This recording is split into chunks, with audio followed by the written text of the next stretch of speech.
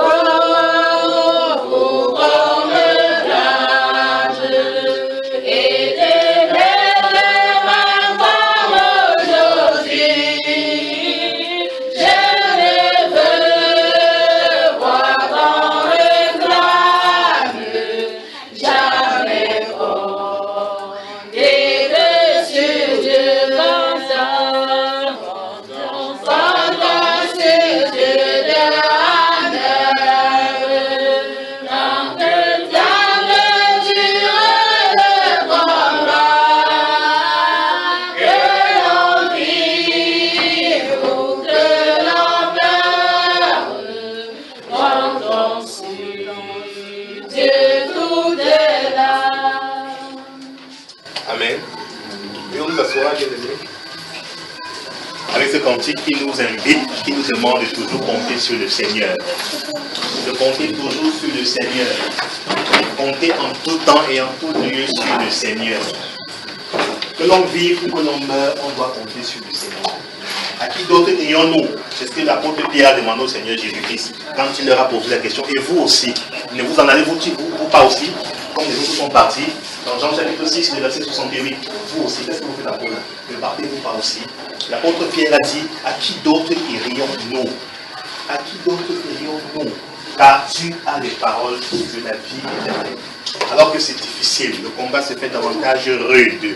La chair tend à s'élever chaque fois. Satan est là, il multiplie ses assauts. Le monde qui nous environne ne nous laisse pas très bien dans le Seigneur. On doit continuer à compter sur la grâce du Seigneur. On doit continuer à compter sur la grâce du Seigneur.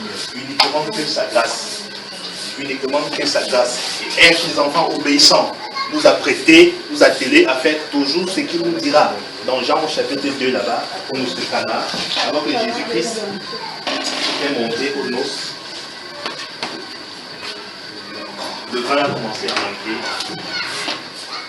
Et la mère du Seigneur a dit, le vin leur manque, le vin est terminé. Il leur a dit, femme, qu'y a-t-il entre toi et moi? Elle a dit au serviteur, faites tout ce qu'il vous dira. D'accord, frère bien-aimé? Faites tout ce qu'il vous dira. Nous sommes appelés aujourd'hui à faire exactement ce que le Seigneur voulait qu'on fasse, frère bien-aimé. Ce qu'il a dit dans sa parole est immuable, elle est éternelle. On doit y vivre par rapport à cette parole-là. D'accord, frère? Amen. Faites tout ce qu'il vous dira. Alors, s'il te dit aujourd'hui, bouge-toi sur le côté gauche pour avoir la guérison, qu'est-ce que tu dois faire? Se coucher uniquement. Si tu dis saute sur un pied pour avoir la guérison, qu'est-ce que tu dois faire? Il était demandé à Nahaman le Syrien, je commence encore, va te jeter 7 fois dans les eaux du Jourdain là-bas. Il a trouvé ça difficile. Alors qu'il était parti de chez lui jusqu'en Israël pour avoir la guérison. Mais combien était têtu et rebelle ce Syrien-là. Amen, frère. Amen. Faisons tout ce que le Seigneur nous demande de faire dans l'obéissance par amour pour lui. Que le Seigneur nous bénisse tous. Amen. Ils vont au salon de Saint-Lézot.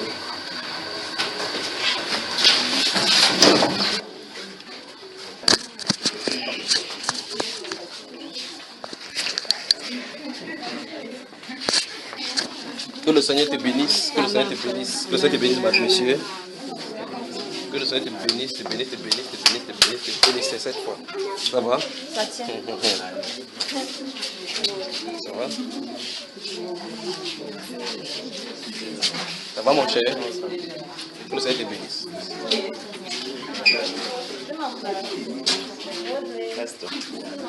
Ton habit d'hier là. Ton habit d'hier qu'on a vu là. Tout le monde a vu ton habit hier de pasteur, donc tu ne peux plus cacher. Tu as vu son habit hier comme il était habillé hier.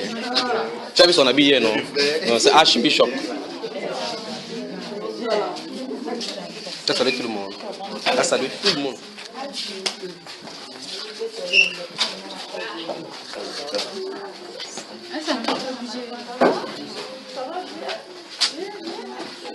Et dehors. Ça va? Ça va? Je suis habillé là-bas comme les gens de l'Arabie Saoudite. C'est fort, hein? Eh? C'est comment?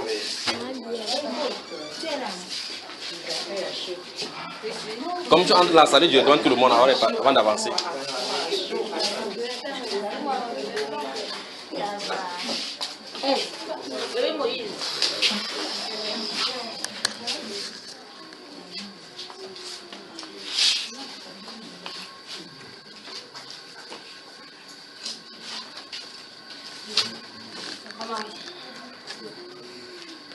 Ciao, salut ici.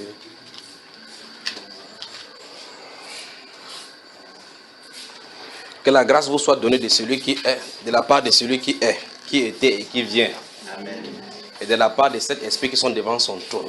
Amen. Et de la part de Jésus-Christ, le premier-né des morts, le témoin fidèle et véritable, amen, le prince des rois de la terre, à celui qui nous aime et qui nous a lavé de nos péchés par son sang, et qui a fait de nous un royaume de sacrificateurs pour Dieu, son Père. À lui soit la gloire au siècle des siècles.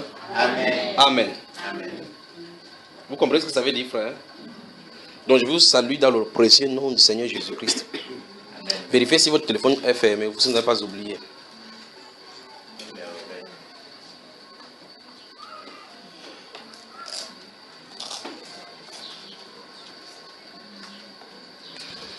Donc je suis content d'être au milieu de vous encore aujourd'hui. Que le Seigneur vous bénisse. Que le Seigneur vous bénisse. Vérifiez donc que les téléphones soient éteints avant qu'on commence.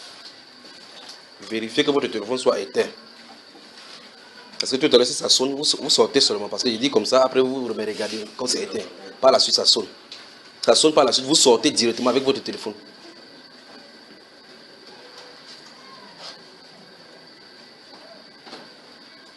Ça va, on peut avancer.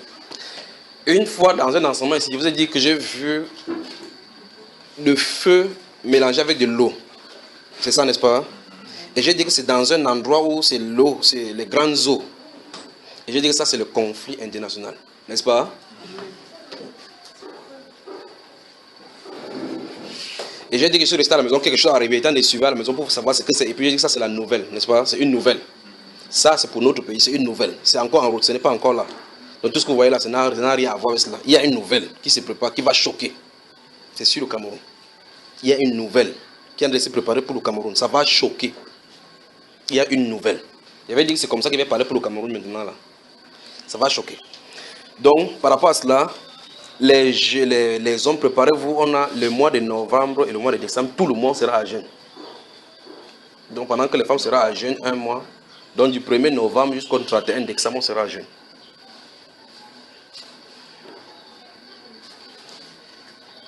Pour les femmes, mercredi prochain, je vais vous donner les tenants et les aboutissants. Il faut qu'ils passent le temps dans la prière pour savoir exactement ce qu'il en est, pour qu'ils donnent les directives finales par rapport à cela. Donc mercredi, je serai là pour donner par rapport aux femmes la façon dont on va conduire cela.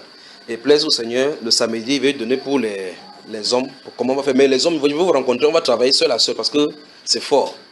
Les hommes, ils vont vous rencontrer, pas ici. On va se rencontrer. Entre nous, on va travailler. Donc il y a les directives qu'il a données par rapport à vous, les individus, les directions. Il y a des gens qui disent que je ne sais pas ce que c'est censé faire. Vous allez savoir maintenant, vous allez savoir vraiment que c'est difficile de savoir quelle est la volonté de Dieu et savoir comment il marche. Donc, pour certains d'entre vous, je connais exactement ce que vous avez à faire. Durant ce moment-ci, on va s'asseoir, on va causer. Je vais seulement vous dire qu'on se rencontre, tel est juste le frère des nations, on va se rencontrer là-bas, on va prier. D'accord, frère? Ça va, frère? C'est ça, non? Bon, pour les femmes, je vais seulement vous surprendre un de ces jours. Mais mercredi, je vais vous donner les directives. Il dit par rapport aux femmes. Mercredi, je vais vous donner les directives parce qu'il faut qu'on travaille. Vous, les femmes, il faut qu'on travaille. Il m'avait dit qu'il y avait 2 points sur lesquels on doit travailler pour vous. On doit travailler là-dessus. Mercredi, je vais venir vous donner les directives par rapport à cela complètement. Puis on va se rencontrer selon qu'il veut. Mais pour les hommes, les femmes commencent le 1er du mois de novembre. Elles s'arrêtent le 30 novembre. Les hommes continuent jusqu'en décembre. Et en décembre, ça va s'accélérer parce qu'on va travailler. Le plus, ce sera en décembre. Parce que c'est certaines choses qui sont prévues pour le pays et autres là-bas, dont je ne vais pas parler ici. Lorsqu'on va s'asseoir en aparté, je vous avais dit qu'après les jeunes qui sont passés là, il va parler maintenant par rapport au pays, l'église qui se trouve par rapport à notre pays, n'est-ce pas? C'est ça qu'on va se diriger maintenant parce que il y a le relèvement qui va arriver. Il y a le relèvement. C'est une chose merveilleuse que de savoir qu'est-ce qui te dérange et que Dieu te donne la direction. C'est une chose merveilleuse. Il dit bien merveilleuse, frère.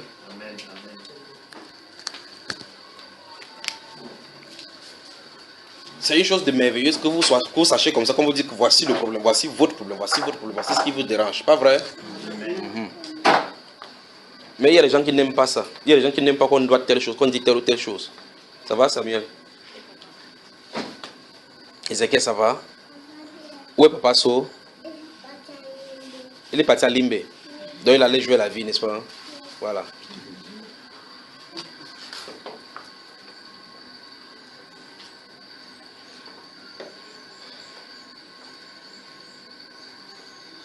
Vous savez, baissons la tête, prions et demandons au Seigneur, Seigneur, révèle-nous les causes profondes de notre échec spirituel.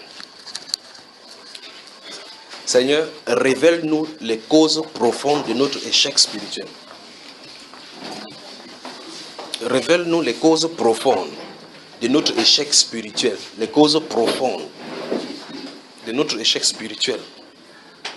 Qui nous révèle les causes profondes de notre échec spirituel. Ça peut tenir sur un seul fil et vous tournez en rond. Mais soyez prêts à suivre la direction qu'il va vous donner.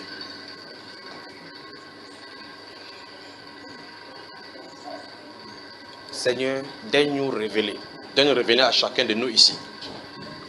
À ceux qui nous écoutent partout dans le monde, à ceux qui m'écoutent maintenant, à ceux qui viennent encore, Père, daigne-nous révéler quelle est la cause profonde de notre échec spirituel, de notre vie profonde, de notre échec spirituel.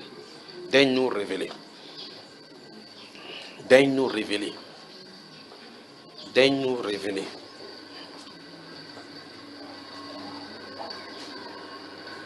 Daigne-nous révéler. Daigne-nous révéler. Daigne-nous révéler, Seigneur.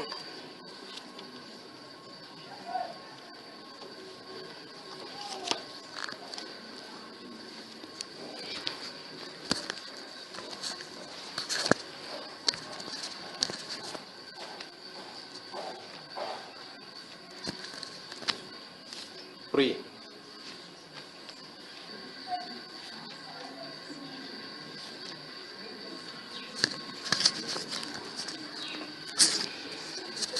Daigne-nous révéler la cause profonde de notre échec spirituel.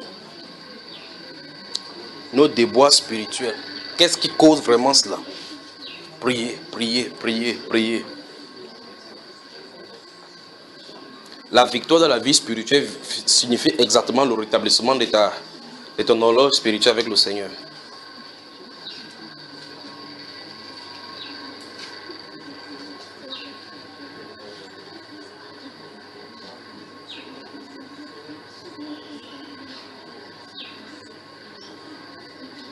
Et souvenez-vous que cette prière ne s'arrête pas ici. Demeurez-y, souvenez-vous de ce qu'il a dit. Invoque-moi et je te répondrai. Je t'en annoncerai de grandes choses, des choses cachées que tu ne connais pas. Souvenez-vous de cela.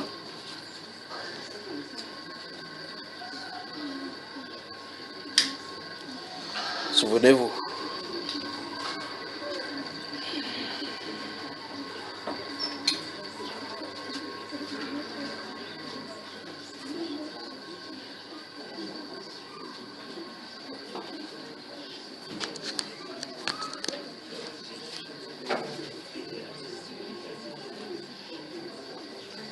Si Dieu te révèle quel est ton problème que tu passes, ton problème spirituel, tu n'auras plus de problème. À cet instant-là, tes problèmes sont résolus. Beaucoup de personnes courent de pasteur en pasteur, de prophète en prophète, cherchent des solutions magiques pour leurs problèmes. Et Dieu attend tout simplement à ce qu'on vienne au devant de lui. Alors il permet qu'il y ait des échecs, des blocages, afin que tu puisses venir au devant de lui pour causer, qu'il résolve ces problèmes. Seigneur, révèle-moi quelles sont les causes profondes de mon échec spirituel. Les causes profondes. Et souvenez-vous, il va vous répondre. Vous savez effectivement qu'il répond. Souvenez-vous, il va vous répondre. Amen. Amen. Amen. Gardez ceci dans sur votre cœur, alors qu'on est assis maintenant. Gardez cela sur votre cœur, en vous asseyant tranquillement et doucement. Gardez cela sur votre cœur et pensez-y un instant.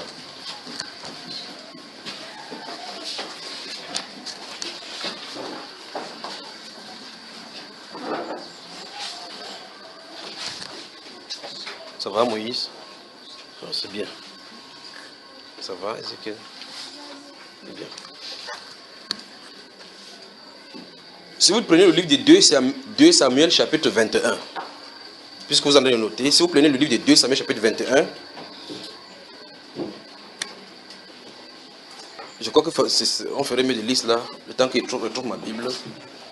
Regardez ça, regardons cela un instant avant d'avancer ce soir.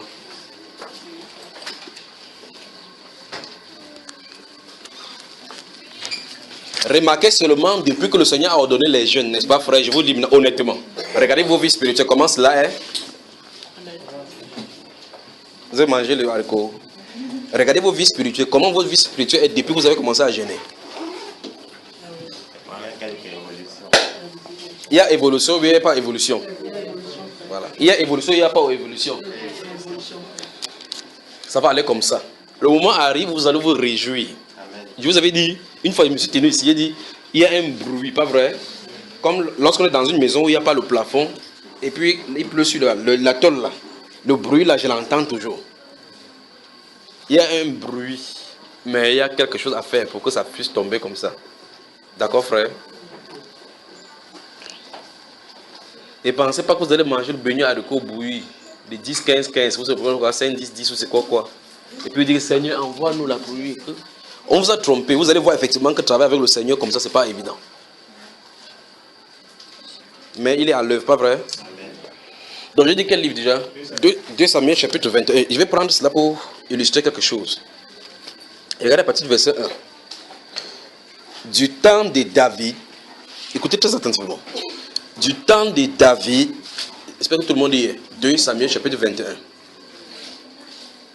Du temps de David, il tue une famine qui dura combien? 3. Il eut une famille qui dura 3 ans. David chercha la face de l'Éternel. Vous avez vu ça? Et l'Éternel dit, c'est à cause de Saül et de sa maison sanguinaire. C'est parce qu'il a fait périr les Gabaonites.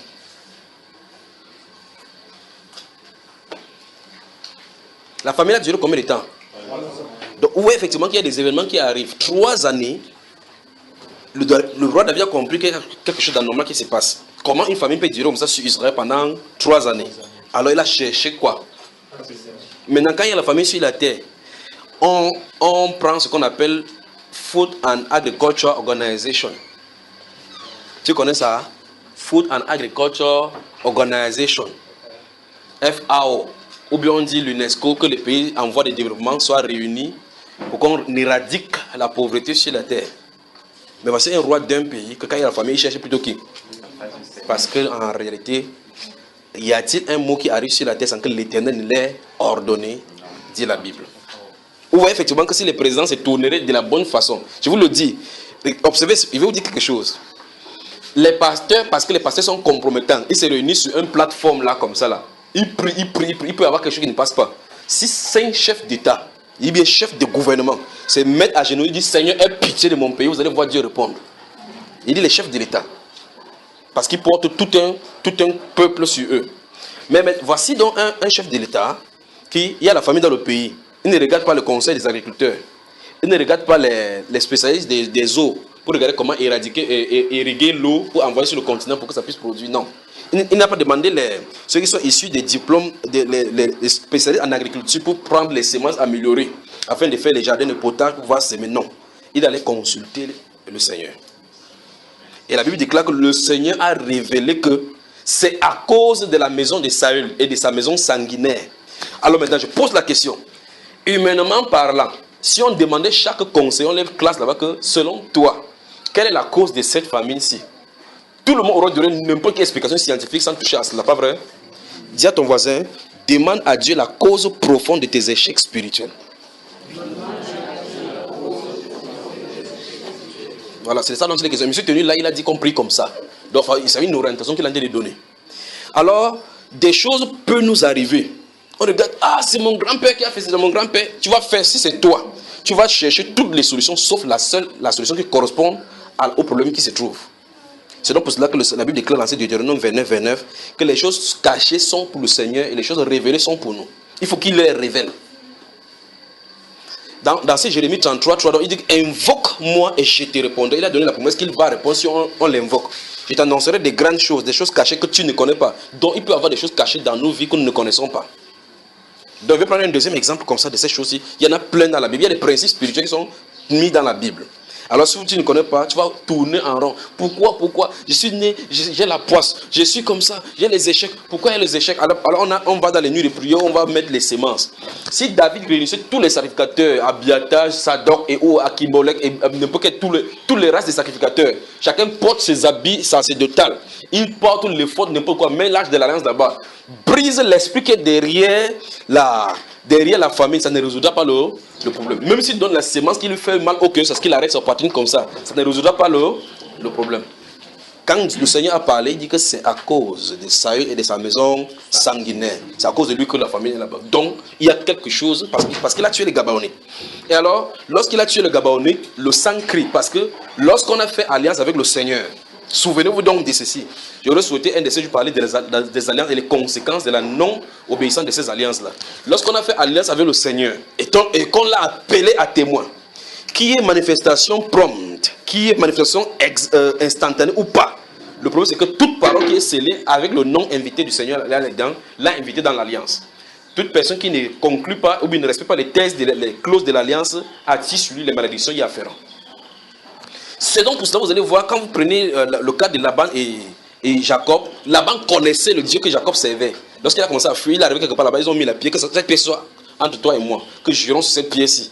Parce que ça veut dire que si Jacob jure d'ailleurs par l'Éternel, il ne peut plus passer par là-bas. S'il dit d'ailleurs que voici ma frontière, il ne peut plus traverser là-bas, que l'Éternel soit juge entre toi et moi, lui il ne peut plus aller là-bas. Chacun savait cela. C'est seulement aujourd'hui que quelqu'un va venir dire que ma soeur, je t'aime, je veux t'épouser. On est deux. Il prend ce qu'il a à prendre. Pareil, si il tourne là-bas, tu dis que tu m'avais dit que qui était là. Prouve. Donc on est devenu sage aujourd'hui. Dieu te met 4 étoiles comme un commissaire. Il garde. Faisons attention, d'accord? Alors, qu'est-ce qui se passe ici avant que 2 Samuel chapitre 21 arrive? Et souvenez-vous, c'est longtemps après la mort de Saül et de sa royauté. Longtemps. Si vous lisez le livre de Josué, au chapitre 9, prenez le temps de lire le livre de Josué au chapitre 9, vous allez effectivement voir que Josué, avec les différents grands chefs qui étaient en Israël, vont entrer dans le pays. La terreur qui a inspiré les Juifs a fait rester l'enceinte que partout où ils passaient, les gens avaient peur. Les Gabaonites vont agir donc par ruse. Les Gabaonites vont agir par ruse. Ils vont dire, cherchons donc quelqu'un qui va aller là-bas pour faire la paix avec eux. Or, ils étaient tout proches, tout près d'Israël. Ils étaient près avec les Israéliens. Ils vont porter les habits vieux, les habits avec le sac bizarre, courir vers les avec le pain tordu. Quand ils voient le pain tordu avec le pied bizarre, ils disent non, les gars, ils ont certainement marché dans le désert alors qu'ils étaient à côté. Ils sont venus les voir, ils ont conclure, voici les pains qu'on venait, c'était chaud quand on a préparé. Nos habits ont été défaits par suite du manque de cette distance-là. Ils disent waouh, les gars, c'est vraiment. La Bible déclare qu'ils ont conclu l'alliance, ils ont juré par l'Éternel qu'ils ne vont pas les détruire. À l'instant, allons dans c'est Josué chapitre 9. Lisons toujours l'endroit là. Je vais dire que c'est la conséquence de cette chose-là qui est arrivée ici, que la famille s'est trouvée, d'accord? Josué, chapitre 9.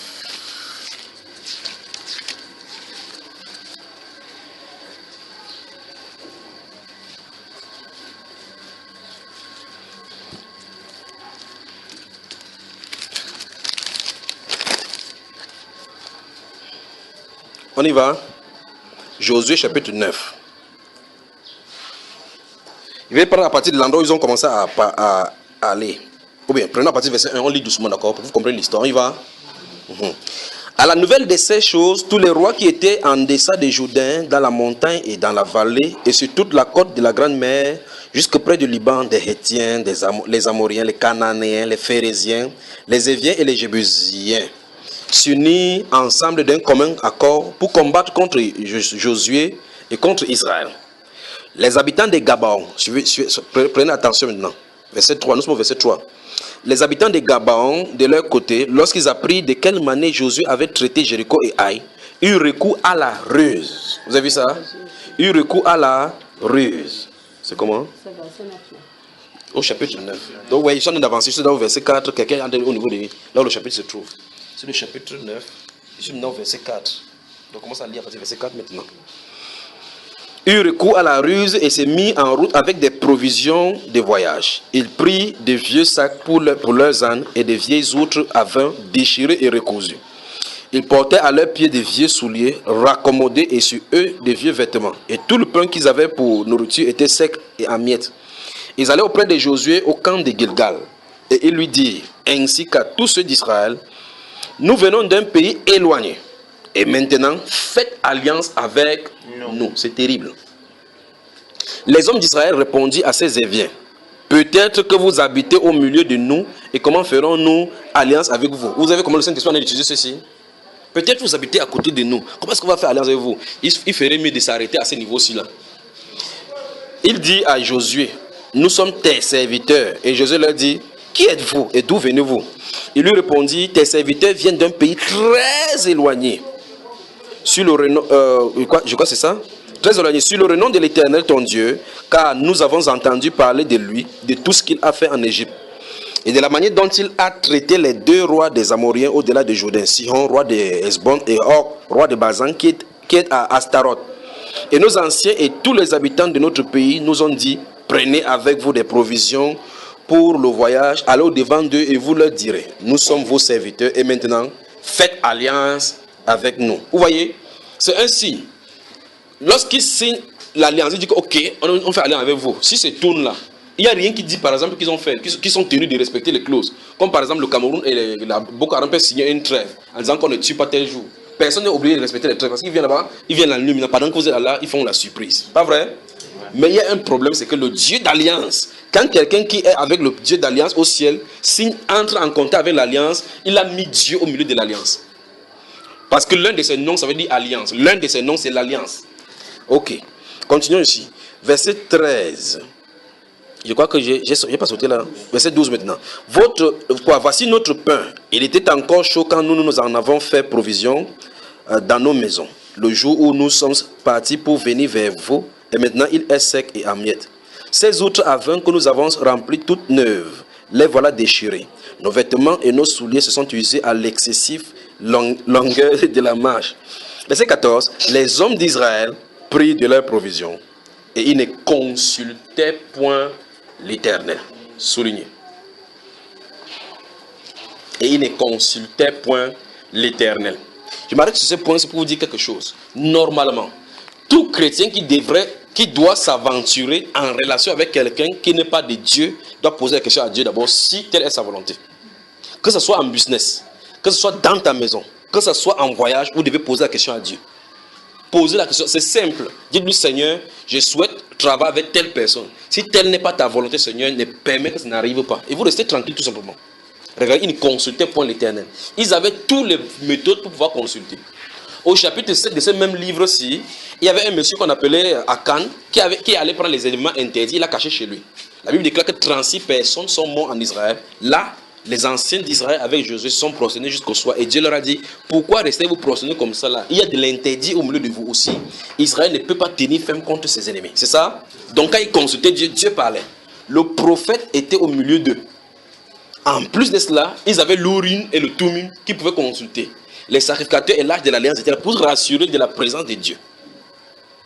Ils se sont tenus parce que ceux-là ont donné les discours persuasifs. Ils ont vu comme ça, ils ont eu pitié. Dans la relation, remarquez bien comment le Saint-Esprit a dit là-bas, il a dit qu'ils ont agi par ruse. Donc ça veut dire que quelqu'un peut venir développer des choses qui vont dans le sens de la Bible, dans le sens de la pitié, mais à l'intérieur, il veut te tuer. Il veut te pousser à l'erreur. Faites attention, ne faites confiance à personne. Invitez Dieu au milieu. Invitez toujours Dieu au milieu. C'est pour ça que le Saint-Esprit nous a dit tout à l'heure qu'on va dans ce sens ici. D'accord? N'utilisez pas le sentimentalisme là-dedans. N'entrez pas dans la relation spirituelle avec le sentimentalisme. Ça va vous noyer. Ah, là, cette femme-là est venue, elle a dit qu'elle souffrait beaucoup, tu ne sais pas ce qu'elle en a de faire. Elle souffre beaucoup. Je lui ai donné la boutique que j'ai, la boutique. Aujourd'hui, elle est ruinée. Qu'est-ce qui est arrivé? Oh Seigneur, aie pitié de moi. Il faut me sortir de cette situation. Dès le départ, tu l'avais consulté que non. Alors, faisons attention. Suivons là ici. Nous sommes au verset 14, n'est-ce pas? Il ne consultait point l'Éternel. Josué fit la paix avec eux et conclut une alliance par laquelle il devait leur laisser la vie et les chefs de l'assemblée le leur juraient. 3 jours après la conclusion de cette alliance, les enfants d'Israël apprirent qu'ils étaient leurs voisins. Vous avez vu cela? Donc, n'essaie pas de venir dire que non, les clauses sont saccagées parce que tu n'avais pas dit la vérité. Il y a eu alliance, il n'y a pas eu alliance. Ah.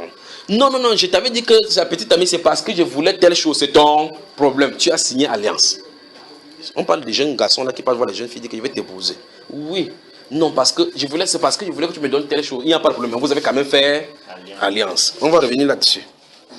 Alors, regardez bien, on dit l'alliance tenait quoi? D'après l'alliance, parce qu'en fait, ils sont venus parce qu'ils ont entendu que le Dieu d'Israël commence à traiter les gens depuis Égypte. Ils ont traité le roi d'Aï, le roi de Bazan, le roi d'Og.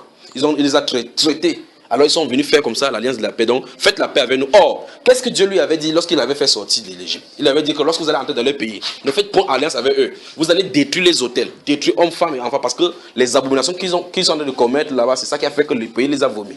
Donc ne faites pas alliance avec eux. Ce qu'ils devaient faire, c'est qu'ils devaient se référer à la loi et poser la question à Dieu. Seigneur, ceux-ci sont en train de venir maintenant. Quelle est la conduite à tenir? Quand Moïse dans le désert, on avait attrapé un homme qui avait été sorti le jour de sabbat pour aller chercher du bois. Moïse n'avait pas encore d'ordre. Il a dit, mettez-le en cellule jusqu'à ce que je consulte l'Éternel. L'Éternel a donné l'ordre, sortez-le, lapidez-le. Puis quand il a dit lapidez-le, il a donné encore des lois y afférentes. Dis à ton voisin, en toute chose consulte le Seigneur. Maintenant, je sais que c'est difficile. Je sais que c'est difficile lorsque vous traversez par des situations et que généralement on n'entend pas la voix de Dieu. S'il y a des chrétiens, des personnes qui servent Dieu, et donc tu vas avoir pitié, c'est notre génération. C'est notre génération. C'est-à-dire qu'on prie, on n'entend pas la voix du Seigneur. Mais pourtant, il parle. C'est ça qui est bizarre. Mais pourtant, il parle. Seigneur, dis-moi clairement. Il dit, mon fils, je t'aime. Tu dis, Satan, si c'est toi, je te chasse au nom de Jésus. Alors maintenant, comment il va te parler clairement? Comment il va te parler clairement? Pour que Dieu te parle clairement, que tu ne te poses plus de questions, en réalité, c'est au travers des Saintes Écritures. Parce qu'il y a tellement de voix qui nous parlent différemment. Il vous le dit. Si Dieu te dit, mon fils Donatien, va à Sangmalima maintenant à pied. La prochaine séance, c'est que tu vas gêner pour savoir si vrai, c'est Dieu qui t'a vrai pas. Tu vas maintenant commencer à chercher les textes bibliques. Quand Dieu avait dit à Gédéon d'aller combattre, je dois aussi tester Dieu. Dieu, si c'est toi, fais que l'eau, si c'est rempli, tu te tournes, l'eau est remplie, tu dis, hey. Parce qu'en réalité, Sangmalima est loin des doigts, là, pas vrai? Il faut maintenant marcher à pied. Tu fais comme ça pour que la chance fasse que ce soit Satan qui a dit. Donc Dieu parle. Il parle. Ceux-ci consultaient Dieu, Dieu leur parlerait. Ils n'ont pas consulté. Et voici donc, ils ont conclu l'alliance selon laquelle ils ne devaient pas tuer les Gabaonites.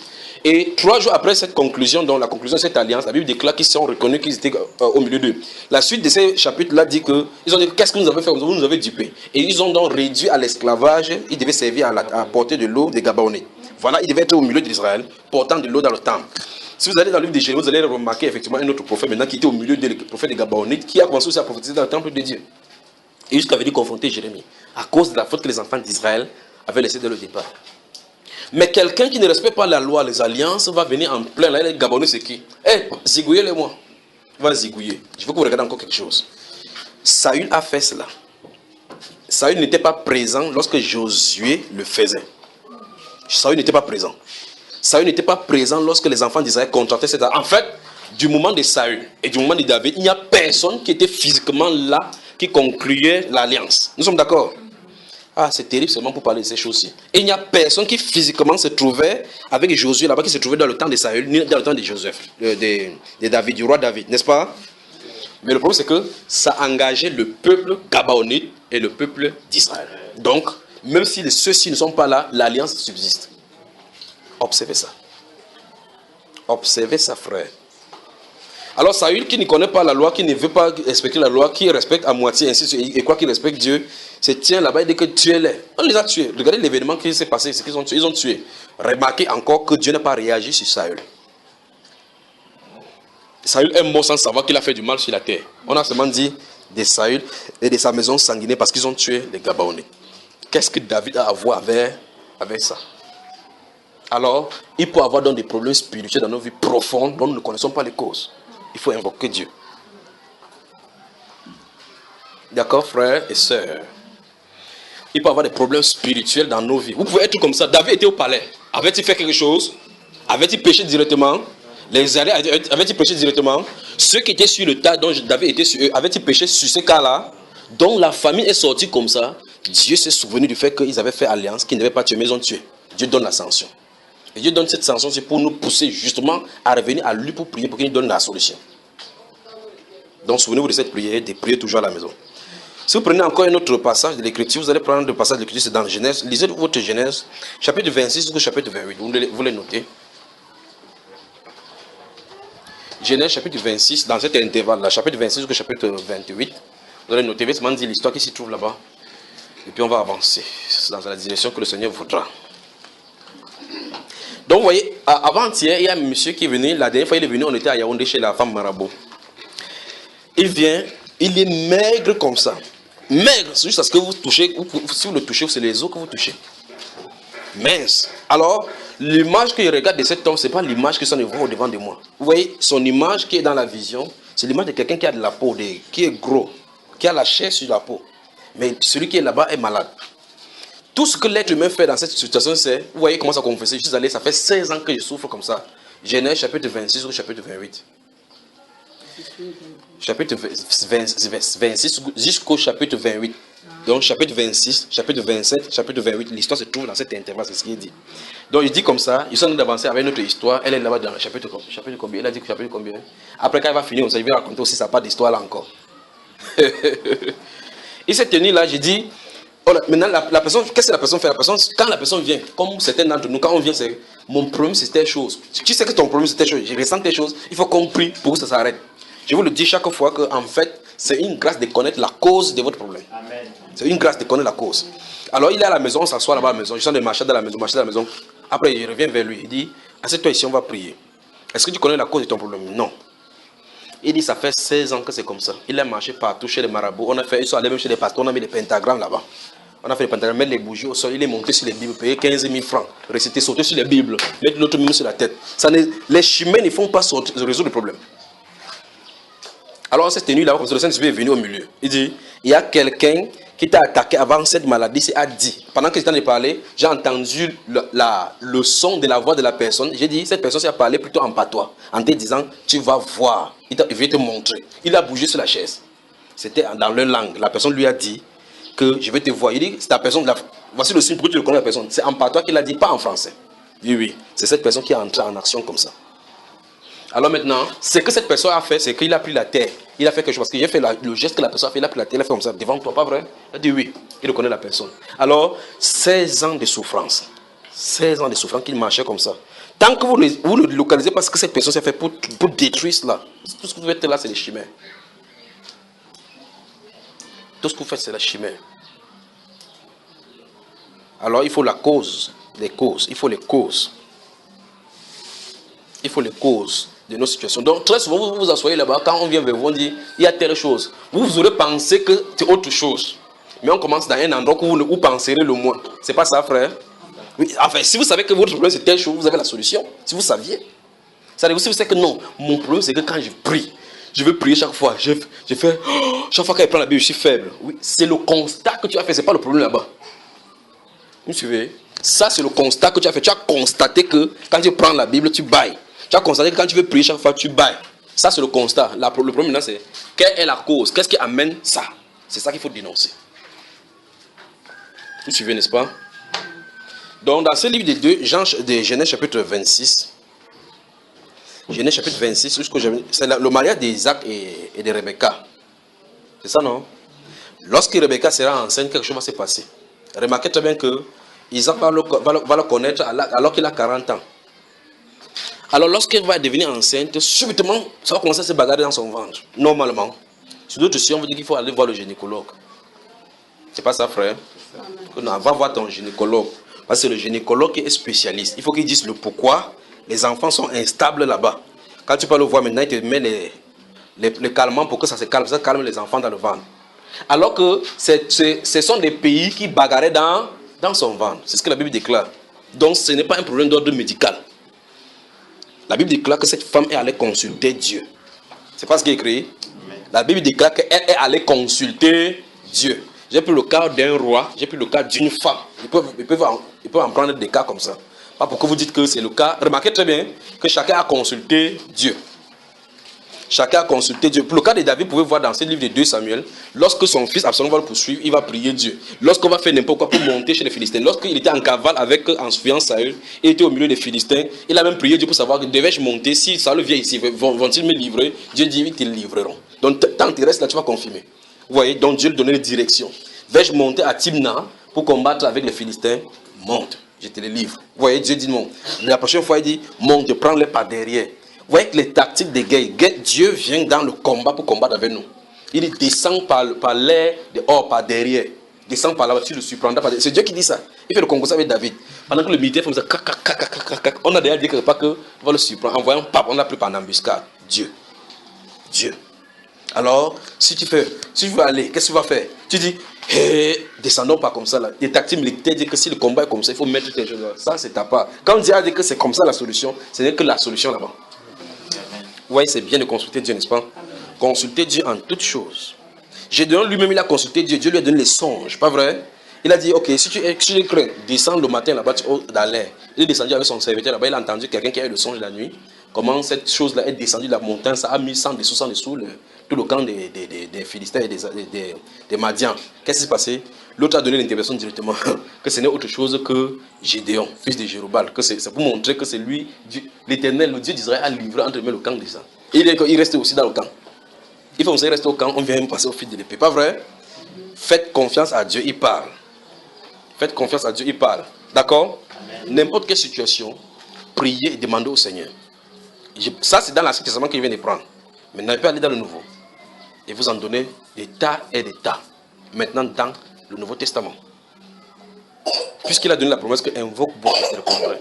Dans ce livre d'Éphésiens, chapitre 6, le verset 18, la Bible déclare que faites en tout temps, par l'Esprit, toutes sortes de prières et de supplications. Veillez-y avec une entière persévérance. Veillez-y.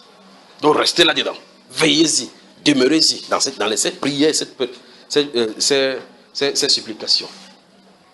Dans Philippiens chapitre 4, vous savez, verset 6-7, il dit que ne vous inquiétez de rien, mais en toute chose, faites connaître vos besoins à Dieu. Faites connaître vos besoins à Dieu par des prières, des supplications. Avec des actions de grâce. N'est-ce pas, frère? Amen.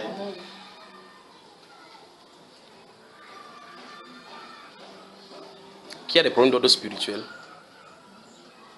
Demandez les causes de cela à Dieu. Si les causes est énoncée, l'annonce de la solution est automatique. Si la cause est énoncée, la solution est automatique. D'accord, mes chers amis? Amen. Remarquez donc pour le cas de Rebecca comment elle allait prier Dieu. Elle n'est pas allée vers son mari. La Bible dit qu'elle a prié Dieu. Dieu lui a dit à elle que 2 nations sont dans ton ventre, sans de bagarrer. Dieu lui a dit directement, 2 nations sont dans ton ventre. Quand à leur sortie, le plus petit sera assujetti au plus grand. Le plus grand sera assujetti au plus petit. Et quand elle est née, c'est comme ça. Mais elle a eu la révélation du Seigneur. Donc elle pouvait fonctionner dans cette révélation. Vous imaginez David, le roi David, en train d'implorer le Seigneur, de se mettre à genoux pour implorer le Seigneur. Pour implorer le Seigneur. Quand il implore le Seigneur, quand il a la solution, si vous lisez dans ces 2 Samuel chapitre 21 qu'on a lu, la suite du verset à partir du verset 3, il a invoqué maintenant les princes, il les a appelés. Les princes de Gabon pour dire que qu'est-ce qu'il faut faire maintenant pour que la main de l'Éternel s'appesantisse sur Israël, pour que la famine quitte.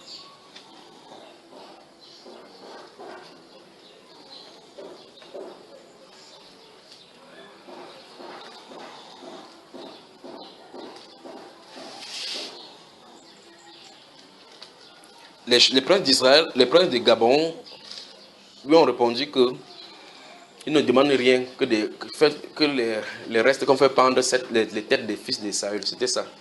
Alors maintenant, voici une autre chose. Regardez. Saül n'est plus dans le pouvoir. Quand il est au pouvoir, c'est une indication pour ceux qui sont dans la terre, qui se confient au bien terrestre et aux gens qui ont l'appui sur les gens de la terre. Saül n'était plus au pouvoir, pas vrai? Mephibosheth et tous les autres descendants et ses concubins ou les enfants de Saül qui étaient versés de tous les autres côtés là-bas, ils vivaient tranquillement. Faisons attention. Cet événement montre clairement qu'il ne faut pas s'appuyer sur quoi que ce soit, il faut s'appuyer seulement sur le Seigneur.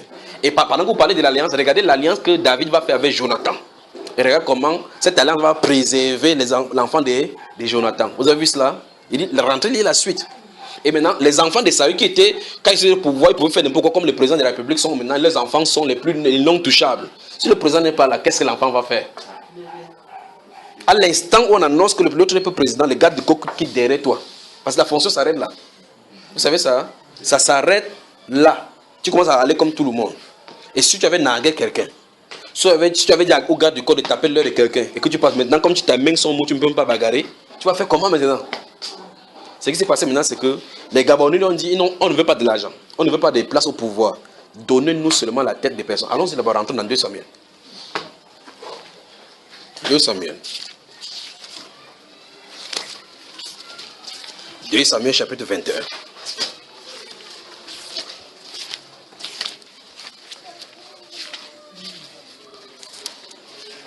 Donc vous voyez que quand le Seigneur a donné la direction par rapport à la famine, maintenant la solution était automatiquement là, n'est-ce pas? Quand il a dit quelle était la cause, subitement la solution était là.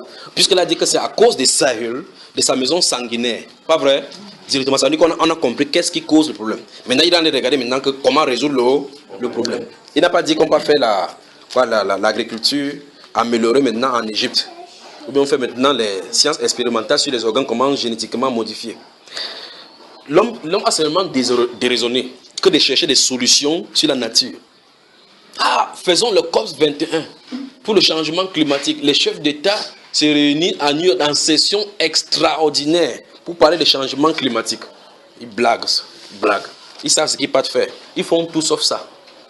Ils partent faire tout sauf ce qui est dit. Ils savent ce que l'Antichrist les pousse à faire. Dieu dit dans la Bible que les saisons obéissent à ses ordres. Il incline quand il veut, il envoie la pluie comme il veut, il donne ses ordres aux neiges, ça fait comme ça veut.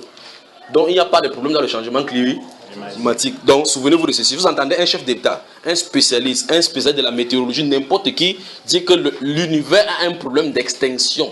C'est un menteur.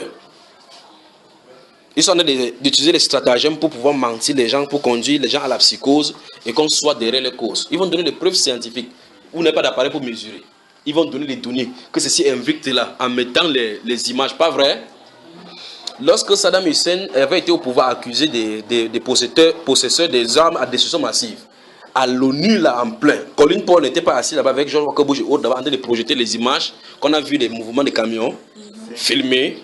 On est là-bas jusqu'aujourd'hui, on a montré un seul grain. Les images là sortaient d'où? Donc croyez-les, continuez à les croire. Et ils savent qu'ils mentent. Ils mentent tout le monde. Après ça, on ne les amène pas parce qu'eux, on ne juge pas les Américains. On ne juge pas même personne n'a le pouvoir de juger un président en fonction, bien même s'il on n'a pas le pouvoir, il n'y a aucun coup qui puisse les juger. Mais frère, tu peux traverser le jugement humain, le jugement de Dieu, et tu ne peux pas traverser. Il n'y a pas de protection, il n'y a pas de droit de veto devant le jugement du Seigneur. Il peut faire n'importe quoi, faire ce qu'il est en train de faire. Souvenez-vous d'une autre vision que j'avais dit que le politique et la politique étaient remués en France, mais la cible était le Cameroun. Vous vous souvenez? Étant donné de dire qu'il y a un monsieur, l'ancien président, j'ai dit c'est comme si il était revenu au pouvoir, il était farouche et la direction était le Cameroun. Je suis en train de suivre ceci dans le songe, parce qu'il faut qu'il bagarre avec le songe, avec ça dans le songe. Mais j'ai dit, la réponse maintenant, qu'est-ce que le politique du Cameroun est en train de faire? Parce que le problème c'est au niveau du Cameroun. Si le Cameroun se place à une position, l'une des choses que j'avais dites par rapport à Boko Haram, c'est que l'une des choses c'est que ce n'est pas un problème d'ordre humain. C'est un problème d'ordre spirituel, parce que les esprits entrent là-dedans. Si les gens peuvent se mettre à genoux, c'est seulement qu'on ne peut pas vous dire tout ici. Il ne peut pas seulement vous dire tout ce qui est en train de se préparer, ce qui se trame, ce qui se fait là-bas. Alors, lisons ici, là, vous allez me faire bavarder à l'entrée de la politique ici sortie. Mais qu'il pleuve ou qu'il fait... Vous avez remarqué, frère, que les climats ont été bouleversés, pas vrai? Vous avez remarqué? Vous avez remarqué que les climats ont été bouleversés. L'une des fois ici, je vous ai dit encore, ça me revient tout simplement comme ça. Je vous ai dit que le moment arrive sur la terre où il y aura de l'alternance disparzone. Je vous ai dit que pendant que certaines personnes seront en train de crier que ouais, il y a la sécheresse ici à l'extrême, d'autres seront en train de crier que ouais, la pluie venue tuer ici à l'extrême. C'est ce qui est en train d'arriver sur la terre. Dieu est en train de préparer les gens pour le jugement. Et ceci, c'est pour vous dire aux gens de se repentir. Mais la Bible déclare dans ce livre d'Apocalypse chapitre 16 que, ça, remarquez bien, ça ce sont les cris. Lorsque vous voyez les gens marchent, ils posent la question que Dieu là existe, mais avant qu'il permette cette souffrance. Oh mon Dieu, qu'est-ce qu'il arrive là? Allons dans Apocalypse chapitre 16. Mettez le doigt dans ces... C'est merveilleux de servir plutôt le Dieu qui a le contrôle sur les circonstances. Ces hommes-là vont passer. Mais ils ont un plan machiavélique derrière qu'ils sont en train de préparer. Mais nous prions, demandons la cause de l'échec spirituel de l'Église. Apocalypse, c'est le dernier livre. Au chapitre 16. Et quoi? C'est là qu'il nous a amenés là. Merci mon Père. Merci mon Père. Que ton nom soit glorifié. Ça se trouve dans Apocalypse 16, c'est qu'il était là. Regardez. On y va. Il dit à partir du verset 8 du chapitre 16. Le quatrième versa sa coupe sur le soleil et il lui fut donné de brûler les hommes par le feu. Vous avez vu ça, frère? Donc le soleil va recevoir de l'ordre. Le soleil va recevoir de l'ordre. 32 degrés en France, vous entendez que les gens sont morts, que c'est la canicule. Il m'amuse. 32 degrés canicule. 38 degrés canicule, les gens sont morts. Vous m'amusez. Il dit, c'est ce qui est en train d'arriver sur le monde. Il y aura de l'alternance néfaste. Parce qu'ils obéissent à l'ordre de Dieu. Or, tous ces changements climatiques qui viennent d'arriver, la météo n'a aucunement raison. La météo n'a aucunement raison. La Bible dit que mon Père a placé 4 anges sur les 4 coins de la terre. Et la Bible déclare qu'ils attendent l'heure, le jour, la minute. C'est ce qui est écrit là. Que mon Père a placé 4 anges dans les 4 coins. Donc depuis, ils sont là comme ça. Les gens vaguent sur la mer, ils traversent, il est là. Ils sont là. Vous allez n'importe quoi, ils ne sont pas fatigués, eux ils ne sont pas fatigués. Ils ne sont pas assujettis à la fatigue. Donc quand vous passez là-bas avec les avions, vous passez là-bas, ils sont souvent comme ça là. Ils traversent, vous passez sur leur tête. Il y a le trou d'air, ça fait brrr. Le pilote dit que faites attention, nous allons traverser dans les zones de turbulence. Peut-être c'est son oreille que vous grattez comme ça. Vous traversez vers le sud, le cap des non-espérances, de quoi, de nouvelles espérances, de n'importe quoi. Vous traversez là-bas, l'eau fait comme ça. Sa présence terrorise un peu. Vous ne savez pas qu'ils sont là dans les 4 coins de la terre. La Bible déclare qu'ils sont prêts pour le jour et l'heure. Lorsque le moment va arriver, on va les délier. Donc pour vous dire que la mission, donc faites la mission. Alors la Bible déclare dans ce livre d'Apocalypse, chapitre 16, verset 8, que lorsque l'autre va verser sa coupe sur le soleil, c'est sur le soleil. Donc Dieu va commander au soleil de changer un peu. Changer un peu, ça veut dire que le soleil se rapproche un peu de la terre. Ils vont découvrir ça scientifiquement, qu'un événement malsain est en train d'arriver, le soleil a basculé, la terre s'est rapprochée un peu du soleil. Mais c'est mon Père qui en a de faire cela. C'est mon Père. Alors regardez, le 4e verset 8. Le 4e verset, ça coupe sur le soleil et il lui fut donné de brûler les hommes par le feu. C'est les hommes que je vais vous montrer. Regardez. Et les hommes furent brûlés par une grande chaleur. Vous voyez cela. Ça arrive sur la terre. Je vous ai dit ici, une fois, mais là pendant qu'il avait dit ça, je ne crois pas qu'il y avait lu ces choses ici. Il me tient ici et puis ça vient comme ça là. Qu'est-ce qui en est d'arriver? Alors, ça veut dire que les gens, il y aura inondation dans des zones. Il y aura des zones où, de façon scientifique, comme ils le disent, lorsque vous dites que le séisme est issu des zones tectoniques, la tectonique des plaques, le déplacement des continents qui font de telle sorte que quand il y a fissure, peut-être ça se fissure et le magma sort pour créer les éruptions volcaniques. Dieu va surprendre les gens, même dans les marchés. Même dans les marchés, il y aura des geysers. Même dans les marchés, il y aura des geysers. Même dans les marchés. Il y aura quoi? Des geysers. C'est quoi le geyser? Hein?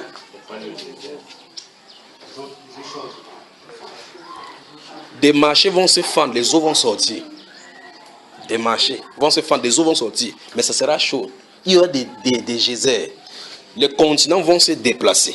Mais c'est Dieu qui est à l'œuvre pour attirer l'attention de l'homme. Mais je veux seulement que vous regardiez que ce que les hommes disent maintenant n'est que les signes précurseurs de ce qui est écrit, ce qu'ils sont censés dire. Lisons cela, laissons-les parler. Regardez. Quand vous dites, ah non, comment les juifs sont comme ça? Comment les pharisiens peuvent voir quelqu'un qui était malade et guéri par Jésus? Il ne se lève, il ne demande pas pardon à Dieu.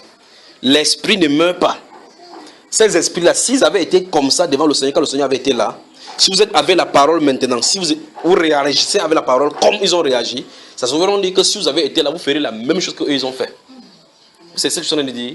Donc si Jésus est ici, il y avait plusieurs groupes, les gens qui disaient qu'il ne fait que par Belzébuth. D'autres qui disaient que, à qui d'autre irions-nous, comme le frère Hervé a dit ici. Pas vrai? Si vous étiez de là où des groupes qui disent, oh Seigneur, à qui d'autre irons-nous? Vous lisez la parole, maintenant vous aurez la joie sur le cœur. Mais si vous lisez la parole, ça vous énerve, vous écoutez la prédication, ça vous énerve. Vous rentrez quand Jésus était là, quand il va faire ce miracle, ça va vous énerver. Donc vous accomplissez seulement le même rôle. Continuez ici, verset 9. Et les hommes furent brûlés par une grande chaleur et ils blasphémaient le nom de Dieu qui a l'autorité sur ces fléaux. Vous avez vu ça? Ce n'est pas la science qui a l'autorité sur les fléaux. C'est Dieu qui a l'autorité sur les fléaux parce qu'en réalité, c'est lui qui les commande. La Bible déclare que il connaît tous les étoiles, il les appelle toutes par leur nom. Il appelle n'importe quoi, ça agit. Enfin, n'est-ce pas, nous avons vu dans 2 Samuel chapitre 21, que c'est lui qui a appelé la famille sur la terre pour amener la correction. Maintenant, regardez bien ici, là, qui blasphème le nom de Dieu qui a autorité sur ces fléaux. Et il ne se repentit pas pour lui donner. Notez ces versets. C'est ça que je voulais vous montrer, l'attitude des hommes. Chaque fois, Dieu attire les hommes sur la terre pour leur montrer leur folie. Il attire leur attention pour leur montrer leur folie. L'homme, le simple fait que les êtres humains se réunissent pour essayer de chercher la solution humanitaire montre qu'ils ont déraisonné et mettre Dieu de côté. Ils vont tout parler sauf Dieu. Ils vont tout penser sauf Dieu. Et Dieu est en train de frapper, il frappe pour leur attirer l'attention pour montrer que quelque chose ne va pas. Regardez les zones où il y a la tension. Regardez bien pour que vous compreniez ces êtres humains qui vous servent. Regardez les zones. Prenez votre temps, asseyez-vous avec une carte du monde et observez les zones où il y a les tensions. Vous allez voir que les zones qui ont les tensions, ce sont les zones où il y a les mines. Les zones où il y a des guerres, ce sont les zones où il y a les mines. Ce sont les zones où il y a des choses, des produits de la terre, des sous-sols qui sont riches. C'est là où il y a des zones de tension. Si un pays n'a pas de problème avec n'a pas de sous-sols riches et autres là-bas, non, on le laisse tranquille. Lorsque c'est comme ça, qu'est-ce qui se passe? Lorsque c'est un pays où il y a des sous-sols, alors les puissances viennent chacun pour s'installer, ils se créent des conflits entre eux. Les personnes qui créent les conflits sont les personnes même qui viennent pour donner la solution. Mais leur malice va se faire connaître parce qu'ils font tout cela sous le contrôle de notre Dieu. Alors maintenant, je veux que vous remarquiez la réaction des hommes ici. On dit, quand le soleil a chauffé les hommes, qu'est-ce que les hommes ont dit? Ils ont blasphémé le nom de Dieu qui a autorité sur le fléau. Ils ne se sont pas répandus pour lui donner gloire. Donc ça veut dire que si la chaleur vient sur la terre, l'innovation vient sur la terre, n'importe quoi, la famille vient sur la terre, Dieu a dit que, hey, regardez, vous en êtes de fauter. Le Créateur est au courant de vos œuvres. Il a dit de dénoncer vos malices. Il vous veut à la repentance. C'est la prédication de la souffrance. C'est la prédication des catastrophes naturelles. Les catastrophes naturelles prêchent la repentance. Les catastrophes naturelles prêchent la repentance. Et même quand ces catastrophes veulent venir, pour ces serviteurs qui sont sur la terre, il les avertit pour leur dire annoncez-les cela. On annonce chaque fois. Ça sort, ils voient cela dans les breaking news, ils voient cela. Par la suite, personne ne se répand. Qu'est-ce qu'ils vont dire maintenant de façon moderne? Si Dieu existe, pourquoi il permet ces souffrances? Et la Bible déclare dans Lamentation, chapitre 3, le verset 36, pourquoi l'homme vivant se plaindrait-il? Que chacun se plaigne de ses propres péchés. Donc Dieu appelle les nations à la repentance. Mais il va frapper. Je vous ai dit la dernière fois qu'une génération est en train d'être dépassée sur le Cameroun. Dieu est en train de nettoyer, de nettoyer, de nettoyer, de nettoyer. Et je vous avais prié, là, une des fois ici, il avait dit que c'est vrai que c'est un antichrist qui vient encore, mais que Dieu donne quand même un bon antichrist. C'est ce qu'il avait dit, pas vrai? Ils vont craindre les serviteurs de Dieu dans ces pays-ci. Donc, ce n'est pas ceux qui ont des relations à la présidence qui sont à craindre. Non. C'est celui qui a la faveur du roi du ciel. Vous savez, n'est-ce pas?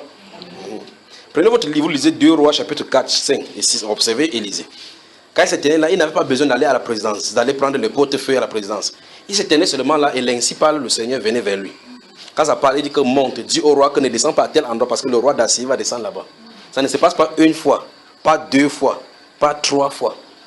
Le roi d'Assyrie a dit que vrai, là, il y a une taupe parmi nous. C'est pas comme ça. C'est pas comme ça. Et puis le Saint-Esprit touche toujours quelqu'un au milieu d'eux. Il dit que, oh roi, vis éternellement. Nous sommes tes serviteurs. Nous ne trahissons pas nous. Mais il y a quelqu'un là-bas, c'est Élisée. Il est là-bas. C'est pas ça, frère? C'est ça. On dit que c'est Élisée là, c'est lui. Même si tu dis quelque chose à l'oreille de ta femme dans ton lit, il est au courant. Il est au courant. Vous voyez effectivement la personne qui est le dangereux, n'est-ce pas? Allons-y aussi là-bas. Ma Bible est dans quel côté dans cette maison-ci? Qui a pris ma Bible? Allez mettre par là-bas. Donc vous voyez la Bible ici. Je vous ai amené dans Apocalypse chapitre 16 pour que vous voyez ce qu'il en est par rapport aux êtres humains. Pour vous montrer que quand ça va commencer à venir, comme la Bible a déclaré qu'ils vont pas se repentir, qu'ils vont blasphémer. Mais Dieu a prévenu comme ça pour que quand ça arrive, que les gens sachent que Dieu est Dieu. Il annonce des choses, elles arrivent. Alors maintenant, ça veut dire que quand vous entendez, par exemple, à Yaoundé, le train qui a déraillé et que les gens sont morts, le pont qui s'est cassé et autres là maintenant, les gens vont dire que ok, Dieu était où pour que ces choses arrivent. Je pose la question. Quand la route était bonne et que les gens passaient, les gens étaient où pour que Dieu les protège, ils ne voyaient pas. Quand Dieu a protégé, ils ont voyagé sur la même route, non pas vrai? Des centaines de fois. Quand ils arrivent, d'autres arrivent, mais ils montrent qu'ils sont trop forts. Comme ils sont arrivés parce que la voiture, un seul et une seule panne, je vous le dis. Bon, vous allez permettre que je parle de certaines choses, d'accord? Vous voyagez, vous passez, vous restez dans le bureau, il y a des êtres sur la route. Bon. Lisons, là où je partais même dans ces 2 rois chapitre 4. Si et pas là, maintenant vous allez dire que finalement il faut prendre l'avion, vous prenez l'avion, ça prend feu, vous allez dire que désormais il faut marcher à pied pour arriver à Yaoundé. Vous n'avez pas pourquoi pour marcher à pied. C'est la grâce de Dieu qui couvre les gens. C'est la grâce. Et donc vous arrivez quelque part, vous voyez des gens, des cohortes de personnes qui se trouvent en plein milieu de la route en train de faire des incantations. Vous voyez, le chauffeur passe là-bas, il met le, vous appelez petit pays, PD dans sa voiture, dans la voiture dans laquelle vous êtes. Frère, ne voyagez pas sans prier. Vous, voyageant dans un bus de 60 places, de 70 places, vous êtes les sauveurs de tous ceux qui y sont. Vous, voyageant dans un avion de 250 personnes, votre présence là-bas protège toutes ces vies-là. Vous savez ça, frère? Vous vous souvenez de Actes chapitre 28, lorsque l'apôtre Paul voyageait à Rome avec les gens dans ce bus-là, dans son avion de son époque. L'ange est venu là-bas, il n'a pas dit que j'enlève Paul ici, il les met au large. Non. Reste là-bas, vous allez nager, mon gars. Il n'y aura que des cargaisons qui vont se gâter. Il dit que cette vie, ce sont entre terres. Vous entendez ça, frère? Donc faites attention. Faites attention. Veillez sur vos vies. Voici pourquoi nous prions pour que la sanctification monte, pour que vous soyez loin de l'Esprit de Dieu. Pour que là où vous êtes, frère, vous ne pouvez pas savoir ce qui arrive. Vous ne pouvez pas savoir ce qui arrive. Vous ne pouvez pas savoir ce que ces gens-là font dans la forêt. Vous ne pouvez pas savoir ce qu'ils font dans la forêt. Vous dormez, eux, ils ne dorment pas. Ils ne dorment pas parce qu'ils savent qu'en journée, il y aura les activités. Donc il faut qu'ils font les activités dans la nuit. Alors vous voyez, les mamans veulent se tenir là-bas, d'autres ont les ailes. Ils se tiennent comme ça, ils sont en train de faire des conjurations. Après vous entendez que le chauffeur a pris une mauvaise décision pour aller doubler. On va vous dire que les statistiques montrent que 95% des accidents sont causés par la fourberie humaine, par la folie des chauffeurs. Ce n'est pas la folie. Ils sont guidés, téléguidés. De telle sorte qu'à un moment donné, il prend une mauvaise décision, la décision qu'il ne doit pas prendre. Tous, sans exception, savent que la route est dangereuse, pas vrai? Ils savent que la route est petite, pas vrai? Ils savent que la route est étroite, il y a des trous, pas vrai? Ils savent que quelqu'un peut venir en face, pas vrai? Pourquoi foncent-ils? On les incite à prendre une mauvaise décision. Comme Satan a incité David ici à faire le dénombrement. Il y a des choses à dire, mais c'est pour ça qu'il dit, quand vous voulez voyager, il y a des choses, des façons de prier. Quand vous voyagez, protégez ceux qui viennent en face et ceux qui vont traverser la route avec vous ces jours-là. Vous allez déjouer beaucoup de plans de l'ennemi. Vous voyez quelqu'un roule, il entre vous voyez, le pont est fait avec le fer. Quelqu'un va cogner le fer, il y entre. Vous dites, c'est quoi? Il dit qu'il avait vu la route là-bas. La route se trouve dans le fer, frère. Vous voyez, quelque part, on fait comme ça. Une autre route, il est sûr que c'est la vraie route là-bas. Il vous conduit dans le cours d'eau. Alors, qu'est-ce qu'il faut faire? Le chauffeur, vous ne savez pas comment il a dormi. Vous ne savez pas s'il a couché avec la femme d'autrui. Donc, ça donne une porte d'entrée. C'est-à-dire, quand vous entrez dans votre bus, mettez-vous à genoux là-dedans. Demandez, Seigneur, pardon, je prie pour le conducteur. Que tu contrôles ses pensées. Contrôle son cœur. Contrôle les roues. Contrôle le frein. Contrôle toutes ces voitures-ci. Contrôle tous ceux qui sont dans ces voitures. Alors, il y a des plans. Oh mon Dieu, je vais parler. Il y a des gens à l'intérieur des bus qui sont maîtres pour querelle, qui sont les agents sataniques. D'autres sont à l'intérieur de vous, en plein là, pour créer l'occasion, pour que ça donne l'occasion pour que l'onction mal agisse dans le bus. Fais-moi de quitter là-bas, tu t'assois sur la chaise, toi là. Il va créer les querelles, les discussions dans le bus pour que vous ayez des tensions, vous insultez. Quand vous insultez, ça crée autour du bus le champ magnétique propice pour qu'ils attaquent. Si vous êtes dans le bus, les chrétiens généralement, quand on dit, et toi, fais ça, il dit que, il se lève dans le bus, il arrête de lâcher, il dit que moi, il peut vous prouver. Voilà le chrétien au milieu des discussions. Il laisse ce qu'il a fait, il a fait le ministère des disputes. Ça ne va pas, il veut dire qu'il va me bagarrer.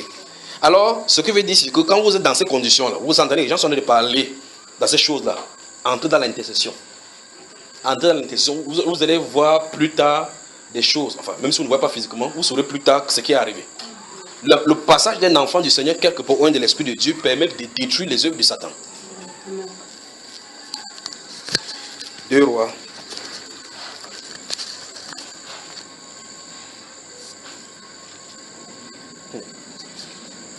Vous avez gardé le doigt dans ce livre d'Apocalypse chapitre 16, n'est-ce pas? C'est le moment des prophéties. Ah, il s'est réveillé maintenant. Donc quand il voit maintenant comment parler, que frère, lève-toi, il va te parler. Il va dire, ici là maintenant, même le sommet va partir. Vous voyez que vous avez la puissance pour combattre le sommet dans ces circonstances. S'il me tourne là maintenant, il dit, ok, c'est le moment pour faire telle ou telle chose. C'est le moment le plus... Vous avez remarqué que c'est pas faux ce qu'il dit, n'est-ce pas? Il y a une maman que je devais dire que quand nous étions Ange Raphaël, elle venait chaque fois quand il y avait toujours problème. Vous vous souvenez, vous avez raconté l'histoire là.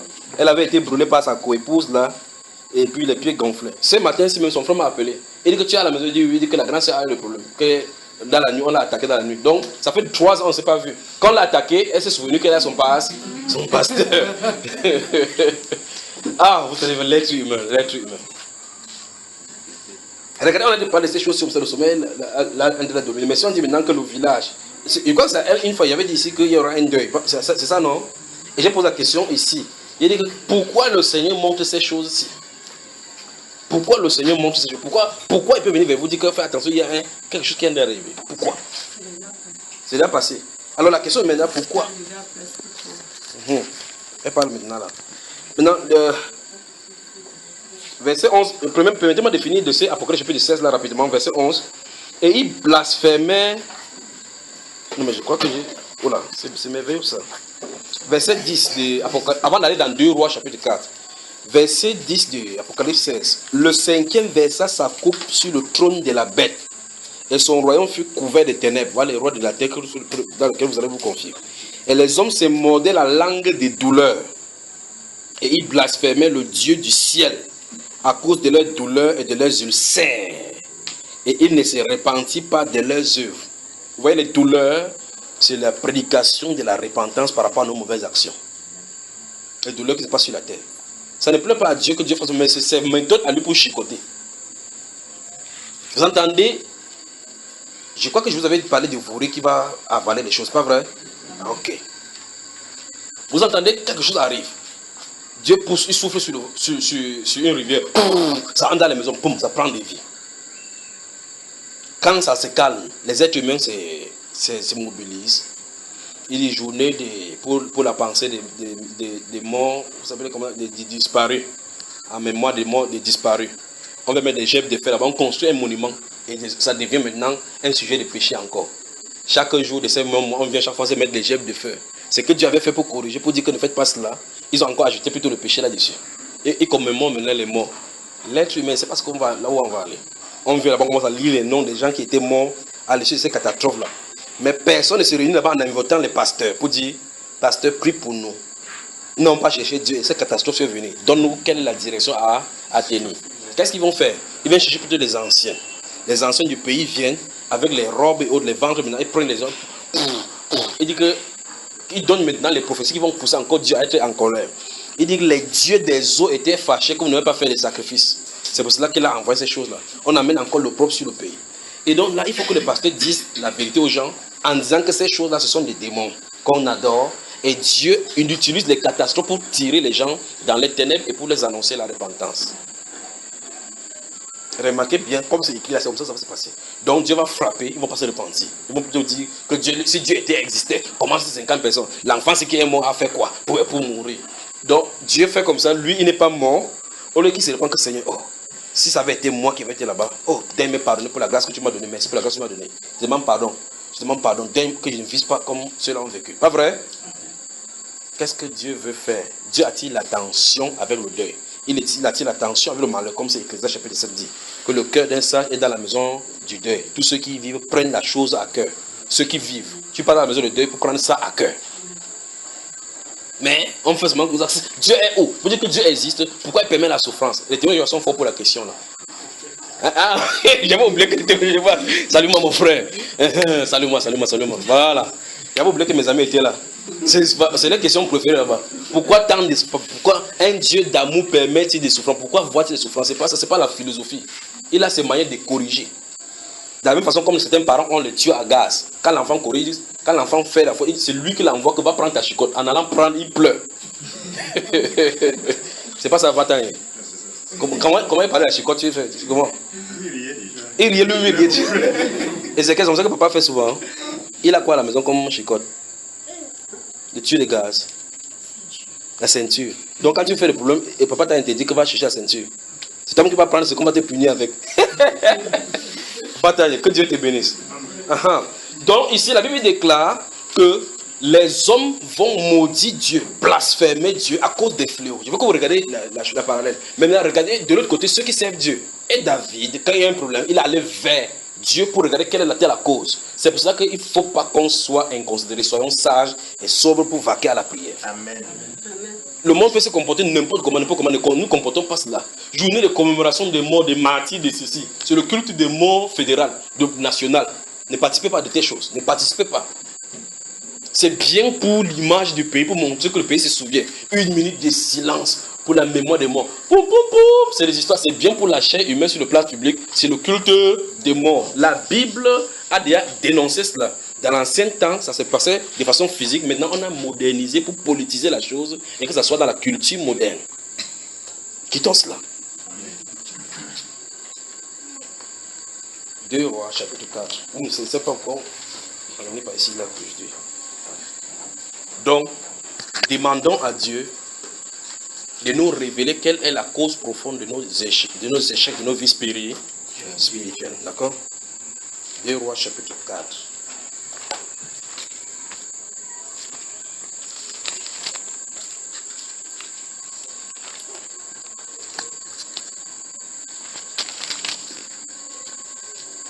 On y va. Vous prenez, notez à partir du verset 1.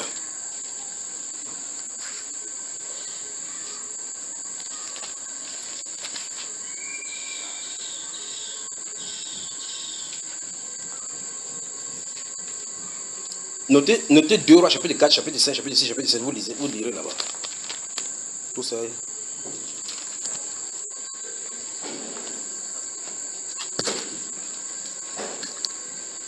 Chapitre 4, 5, 6, 7. Vous notez particulièrement, voilà encore notre histoire là, dans cette histoire-là. C'est plein là, dans ces livres-là. Vous avez vu dans le chapitre 5, remarquez la personne qui allait emprunter la hache. Ils vont fendre le bois en bordure de la mer. La hache. Vous savez, la hache est composée de la partie en bois et la partie de fer, là, la partie de fer. Dans notre temps moderne, la hache, vous pouvez acheter n'importe quel quincaillerie. Mais imagine à ce temps-là, comment on fait fondre le fer pour pouvoir avoir cela. Il faut abattre un arbre. Il a commencé à faire pam. Et puis, vous savez, c'est sorti là. C'est tombé dans l'eau. Pam. La réaction de ces gens-là, ce n'est pas plongeons pour chercher. Il faut que vous voyez la réaction de ceux qui craignent Dieu et qui ont un peu de Dieu en eux et la réaction des charnels. Ceux qui essaient de résoudre le problème. Ceux qui croient que l'homme méga structure comme National Geographic fait là, on montre la prouesse humaine. On montre comment l'homme est tellement intelligent ou est pas là en fond de la mer pour montrer que l'homme Dieu est déjà présent sur l'humanité. Ceux-ci, ils n'ont pas dit qu'il faut qu'on fasse la poursuite maintenant pour que Jean-Jacques Cousteau entre en bas, ce costaud ou ce cousteau, qu'il entre en bas chercher le truc. Non, non, non, non. Il s'est tourné directement vers le prophète. Oh, prophète de Dieu, c'était loué. Comment je vais faire? Parce que quand vous prêtez quelque chose comme ça, si vous ne pouvez pas rembourser, on te prend toi, ta femme, tes enfants, vous entrez dans l'esclavage. C'est ce que vous restituez la chose. Il savait qu'il était mal barré. Le prophète lui a posé la question. Où est-ce que c'est tombé? Remarquez bien, il a vu son insuffisance, il s'est tourné vers Dieu, la solution est venue. Où est-ce que c'est tombé? Il a dit c'est ici, il a coupé le bois. Regardez, voici les scientifiques devant nous. Regardez la masse volumique du bois par rapport à l'eau. Regardez la masse, le fer c'était normal que le fer parte dans l'eau, ça sink, comme on dit en anglais, sink, c'est-à-dire que ça va en bas.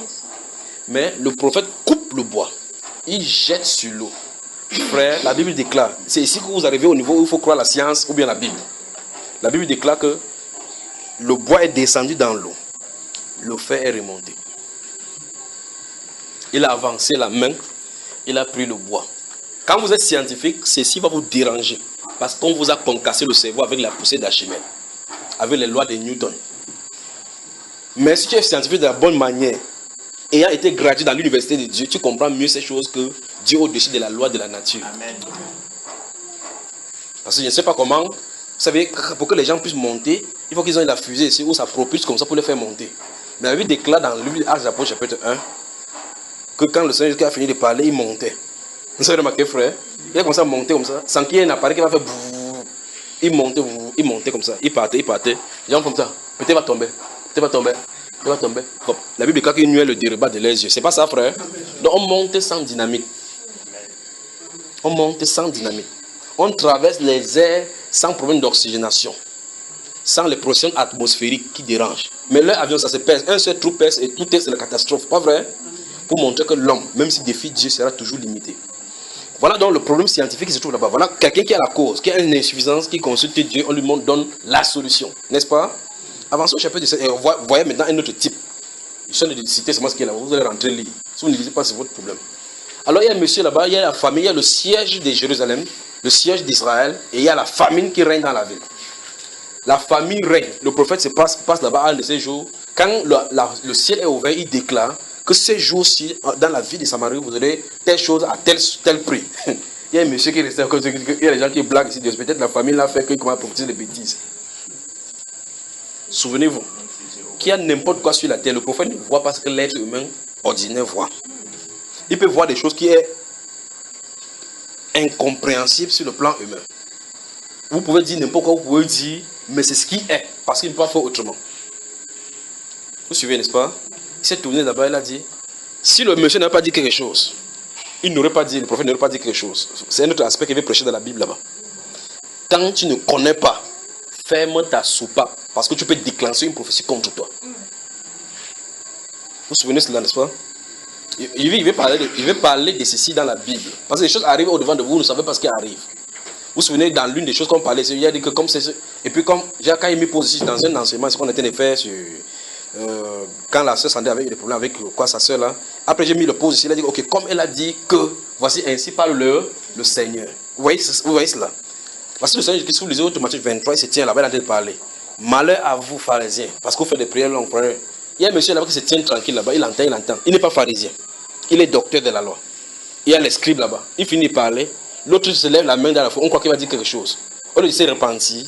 Il dit qu'en disant comme ça, c'est à nous aussi qu'il dit, et vous aussi, il dit, et vous aussi, docteur de la loi, malheur à vous. Il n'a pas parlé des docteurs de la... Voici le docteur de la loi qui a fait qu'on crée le problème sur eux. Donc, votre réaction peut pousser à une prophétie contre vous. Il faut faire attention. Le prophète a reçu une mission de venir, commission de venir déclarer la parole du Seigneur pour que les provisions entrent dans la ville de Samarie. Il dit, aujourd'hui, vous aurez telle chose. Il est resté comme ça, il dit que...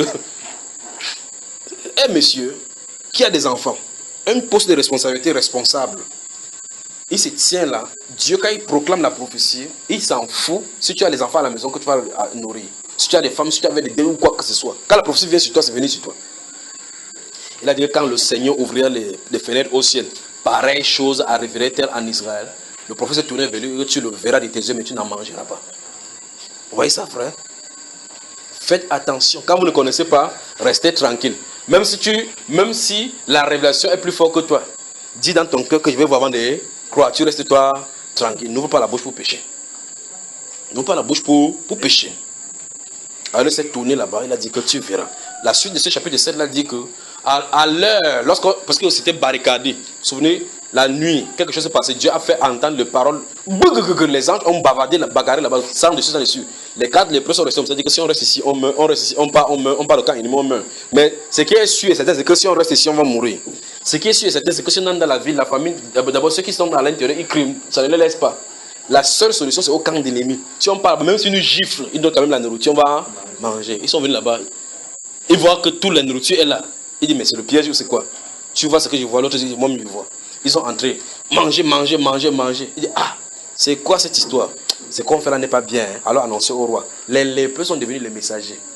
Les messagers des délivrants, les lépreux. Chacun a d'abord pris son bagage, gardé chez lui tranquillement. Que si la guerre là vient par la suite, chacun a sa restauration. Amen. Alors ça veut dire que c'est bon. La Bible déclare que quand on a poussé comme ça, le serviteur du roi dit que c'est quoi? La Bible déclare que, on a dit c'est quoi? Il a vu effectivement comment ça arrivait. On a piétiné les morts. Selon la parole de l'homme de Dieu. Donc faisons attention. Faisons attention. Il y a un bruit qui se fait entendre. Mais le Cameroun a une responsabilité, la repentance. Il y a un bruit sur le pays. Il y a un bruit. Donc, c'est dérangeant. Je peux plutôt me tourner du côté spirituel pour parler de la façon qu'on va faire spirituellement. Parce que, de façon politique, je n'en parlerai pas. Je vais seulement glisser de temps en temps pour titiller. Mais il y a un bruit qui se prépare en haut. Pour l'église. Ça, c'est pour l'église. Un bruit. Pour ceux qui seront prêts. Tous ces problèmes, toutes ces choses, c'est l'entraînement. Et souvenez-vous, quand on avait commencé, on avait dit que c'est quelque chose qui sera long. Donc, comme on a avancé comme ça, là, ce n'est pas pour s'arrêter. S'il dit que c'est 100 jours de jeûne, on jeûne seulement. S'il dit que c'est 400 jours, on jeûne seulement. On est obligé parce que là, on n'a plus de... Enfin, pensez un peu, essayez d'imaginer comme si vous rentrez dans le monde. Vous voyez des choses qui vous attendent seulement. Pensez le parcours que vous avez fait. Pensez seulement de rentrer et voir ce que vous en êtes. Alors, imaginez donc la branche du corps qui n'est même pas encore conscient de la repentance, là où ils vivent. penser. Mais Dieu va faire une chose inouïe. Dieu va faire une chose inouïe, il va pousser les gens à s'agenouiller. Des forces vont amener les gens sur les genoux en plein marché. En plein en train d'aller dans la rue. Je regarde les gens dans la rue, en train de marcher, en train d'aller au travail, c'est prosternant. Je regarde ça devant. Je crois que je l'ai déjà dit au moins une fois, au moins 2 fois ici. Quand ça va se passer, peut-être je ne serai pas là, mais vous allez voir cela arriver sur le pays. Et là, à cet instant-là, les gens vont sortir de l'extérieur pour venir au pays. Pour venir se mettre à genoux sur priant. C'est parce que le ciel du Cameroun serait ouvert. Alléluia. Mais nous sommes ici. Dieu attend de nous. Il ne reste pas toujours comme ça. Il a dit que dans ce livre de Deutéronome, chapitre 25, 26, 27, 28, quand tu fais tes choses, le ciel au-dessus de toi sera fermé. Il a dit ça, frère. Le ciel au-dessus de toi sera fermé comme de l'airain. Ce sera fermé. Ça veut dire que l'accès à la prière sera bloqué. Mais il a dit, si mon peuple qui est invoqué mon nom s'humilie, prie, se détourne de ses mauvaises œuvres. Ah, c'est mauvais, frère. C'est merveilleux. On va y revenir. Donc, jusqu'à ce que le Seigneur Jésus vienne, c'est la repentance. Mais le Cameroun va secouer. Donc, vérifions donc par ricochet, Seigneur, quel est le problème profond spirituel que traverse le Cameroun. La solution est devant nous. La solution est devant nous. Souvenez-vous encore de ceci. Dieu n'a pas besoin d'un groupe de personnes pour le réveil. Souvenez-vous de cela. Dieu n'a pas besoin d'un groupe de personnes pour le réveil. Il peut utiliser une seule personne et il le fait souvent. Suivez seulement dans votre Bible et observez Philippe descendre en Samarie. Comment il a bouleversé toute la ville. Philippe seul. Parce que le bruit est seulement arrivé à Jérusalem. Souvenez-vous seulement de cela. Souvenez-vous de cela. Alors, le Seigneur veut faire quelque chose. Parce que plus on sera nombreux, plus les gens les uns et les autres auront des divergences, des idées haut d'abord. Plus Dieu va parler, se concentrer sur une personne. N'essayez pas et n'allez pas penser que c'est le frère Junior qui est le porteur de réveil. Je n'ai rien à voir là-dedans. Je suis en train de les débrousser. Je suis en train de les débrousser. Je vous l'ai dit maintenant avant que ça n'arrive. Je suis en train de les débrousser. La joie sera mienne de voir cette personne que Dieu va utiliser. Donc, travaillons pour l'œuvre du Seigneur. Travaillons pour l'œuvre du Seigneur. Que chacun soit à son poste, tout simplement. Que chacun soit à son poste. D'accord, frère? Donc, je recommence ce qu'il disait au début. Les femmes, du 1er au 30 novembre, vous serez à jeûne. Les hommes, du 1er novembre jusqu'à 30 novembre arrivent. Et du 1er décembre jusqu'au 31 décembre. Si avant décembre, il dit qu'on continue, on va continuer. On va prier. Et particulièrement, décembre sera le feu. Décembre sera le feu. Donc, on aura beaucoup de temps de travail entre les hommes. Et les femmes, donc je dis mercredi prochain, je viendrai ici pour donner tout ce qui concerne cela. Que Dieu vous bénisse.